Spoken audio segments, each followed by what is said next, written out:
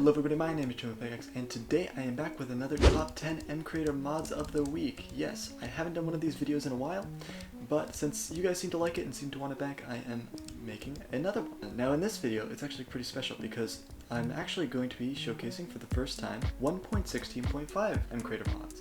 Up until this point, Mcreator did not support 1.16 and above, and now it does, at least in its snapshot versions. But anyways, some of the mods I will showcase here are in 1.50.2, and some of the ones later in the video will be indeed for 1.16. Anyway, before we begin, if you don't know what Mcreator is, it is a free software which allows you to create your very own mods for Minecraft without the need to code at all. So if you like what you see, maybe go check out Mcreator and check out these mod creators because they're very talented people.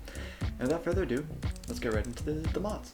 The first mod I have for you today, you already saw in the intro here. It is the Caves of Cobalt mod. Now it is basically an update that does things similarly to 1.17 in the fact that it completely overhauls the underground, adding what are basically underground biomes, even though they're mainly just like procedurally generated structures. And all of these have unique items and unique mobs in them, which make exploring underground a lot more interesting. You can find new kinds of stone, new kinds of ores, and new kinds of decorational blocks. As you can see, this is only one of many different underground biome areas, and as you can see, it is this sort of hellish area leading right up into this kyanite crystal ravine. I think all of this looks and sounds actually very beautiful, as if we go up into this crystal ravine here, you can hear slight musical chiming noises, and it's actually really lovely.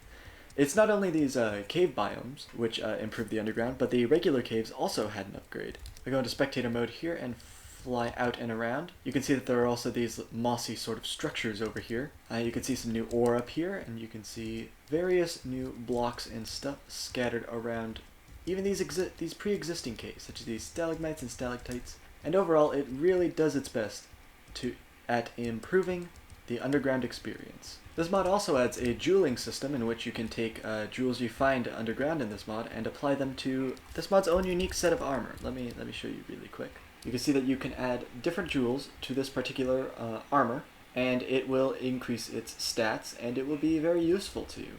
It's an interesting system which allows you to create unique types of armor you wouldn't otherwise be able to create, and it gives this mod a bit more purpose and a bit more integration into natural gameplay, other than, of course, its caving. But anyways, that's about all I'm going to show you of this mod. There's a lot more to it. Like if I just scroll down here, you can see that there is a lot of cool stuff in this mod. Like, you know, these phoenix wings, which allows you to double jump, and it's all pretty cool. I recommend you check this mod out because there's a lot of stuff I didn't show you, and I think you're all going to find it very, very cool. But since I don't want to waste too much time on one specific mod, I am going to move on to the next mod.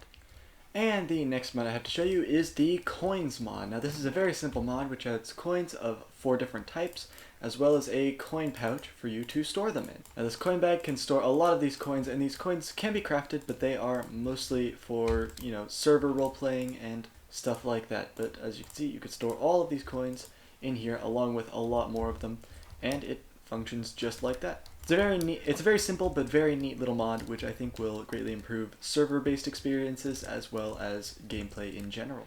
The next mod I have to show you is Tons of Trees, a mod by the practically legendary Deadly Golem of Mcreator. As you can see, this adds 7 different trees to the game. A lot of I believe all of these do spawn naturally. As you can see, the saplings are a little bit glitchy, but that's probably because I have my tick speed set way up to see if they would grow faster. Anyways, it adds these 7 different kinds of trees, and you need to plant them in specific ways sometimes, such as this baobab needs to be in a 3x3 area, or that this redwood needs to be in a 2x2. All of these trees have their own planks, which can be used in generic plank recipes, such as this fir log over here. You can see it has all of the variants you'd expect, as well as the saplings, which I assume would work in better circumstances. However, I am not smart, and I appear to have messed stuff up. You can see the palm tree though, which is pretty nice. Anyway, there will be pictures of these trees on the actual mod page, so check that out if you like this tree and you want to see the trees not messed up by me. Alright, look at that, the redwood grew. The next mod I have to show you is another tree related mod. It is the Tree Bark Plus mod by Nico44. Essentially, it makes it so that when you strip trees, you gain their bark instead of it simply just, you know, being like that.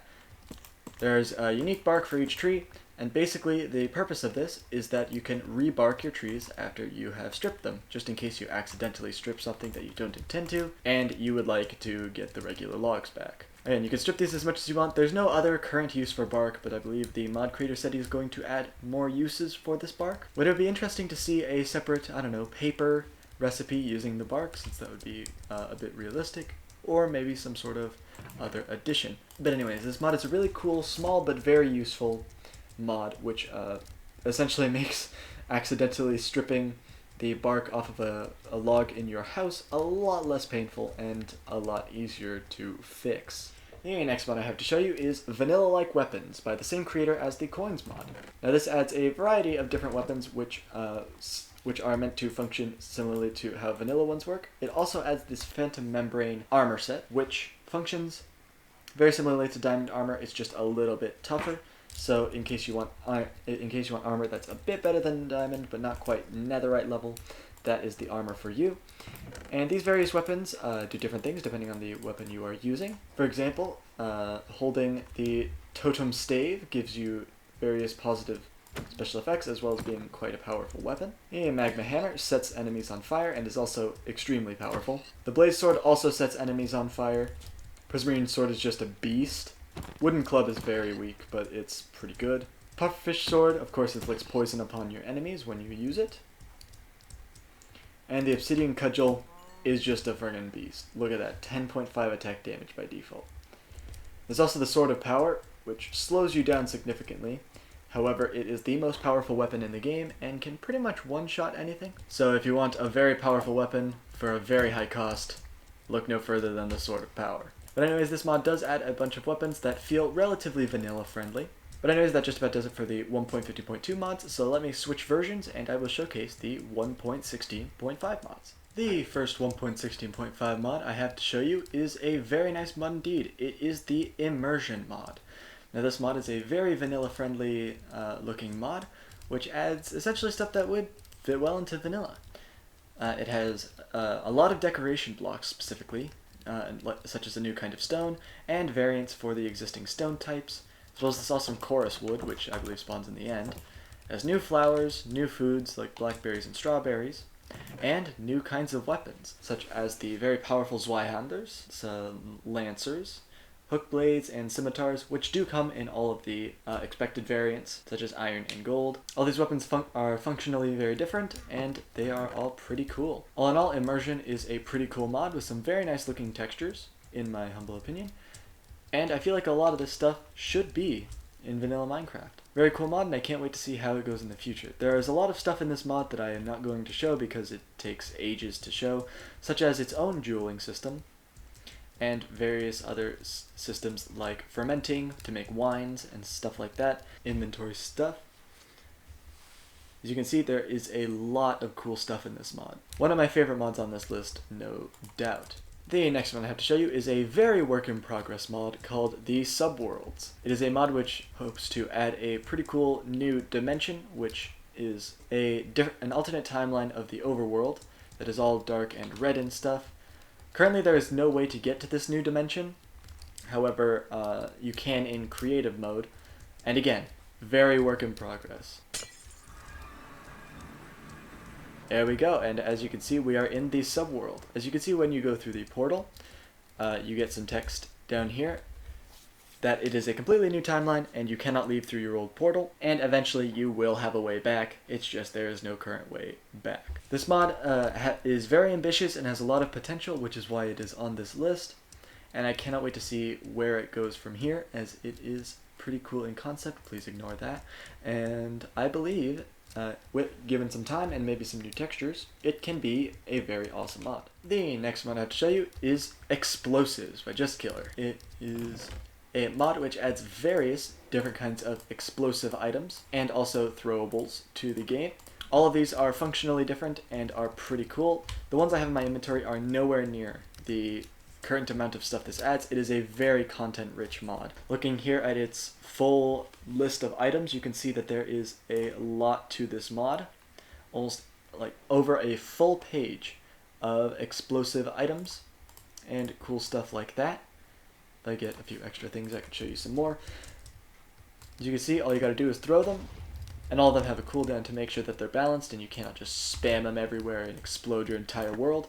These are all very fun to use and functionally very interesting, like for example this drill mine, which mines out an area like this, or the throw torch, which allows you to place torches from afar. You can see though, it is a little bit glitchy it seems. Molotov, for example, does fire, water grenade, put it out, placing water everywhere, throwable lanterns, soul lanterns, etc. All of this is very cool. But anyways, it's very explosive, very fun, and surprisingly balanced for an explosives mod. You don't see very many balanced explosive mods. Very fun, very cool. I love this mod a lot. Also, a secondary addition this adds is a special ops vest, which I assume is blast proof in some way, shape, or form. But I think it looks pretty cool on me, don't you think?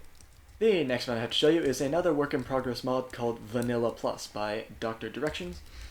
It is a mod which seeks to add new biomes and wood types, as well as new armors and materials to the game, essentially improving the overall vanilla experience. So far it adds 2 new types of wood, along with 2 biomes to hold those. The biomes are very work in progress, so I'm not going to show you those are quite work in progress. But I believe that with some new textures, these blocks will look very cool. It also adds rubies to the game alongside their ore, and armors for lapis, quartz, and ruby. This mod is very simple. The only things it adds other than this are some structures to like the nether and such. So currently it is not that big of a mod, but I feel like it has potential, which is why it is on this list. And the final mod I have for you today is the Love and Hugs mod. This is a mod which adds a new form of tool and a new kind of bow, which essentially act as sort of support-based combat. The wands and the bow serve as means of healing animals or players in battle, including potentially yourself.